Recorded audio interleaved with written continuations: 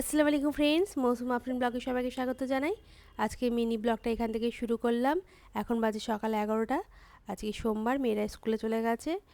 এবার আমি ঘরের কাজবাজ গুছিয়ে দুপুরে রান্নাটা করে নেব।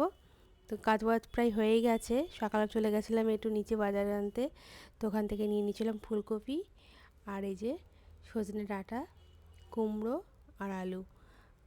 আজকে কুমড়ো তরকারি করব আর ডাল করব। কুমড়ো তরকারি করার জন্য কুমড়োটাকে সর্বপ্রথমে কেটে নিয়েছিলাম, কেটে ধুয়ে পরিষ্কার করে রেখে দিয়েছি। এইবার ডালটাও বসিয়ে দিয়েছি।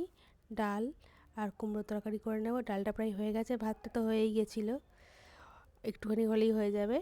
এবার কুমড়ো তরকারিটা করব। কুমড়োটা আজকে বড়ি দিয়ে রান্না করব। ঘরে ছিল বড়ি, তো ঘরের বড়ি দিয়ে, এই বড়িটা কিন্তু বাড়িতে তৈরি করা, এই বড়ি দিয়েই আজকে কুমড়ো তরকারিটা রান্না করব।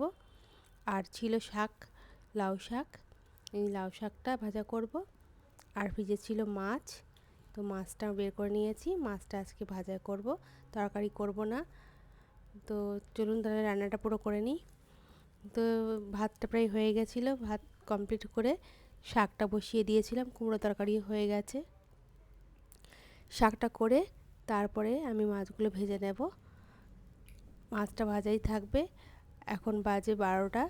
রান্নাটা কমপ্লিট করে তারপরে দুপুরে খাওয়া দাওয়া করে নেব। তারপরে ওরা আসলে আবার ওদেরকে খেতে দেব। তাহলে বন্ধুরা, আজকের ব্লগটা আমি এখানেই শেষ করছি। আবার একটা অন্য ব্লগ নিয়ে আবার আসবো। ভালো থাকবেন, সুস্থ থাকবেন, আবার দেখা হবে। টাটা।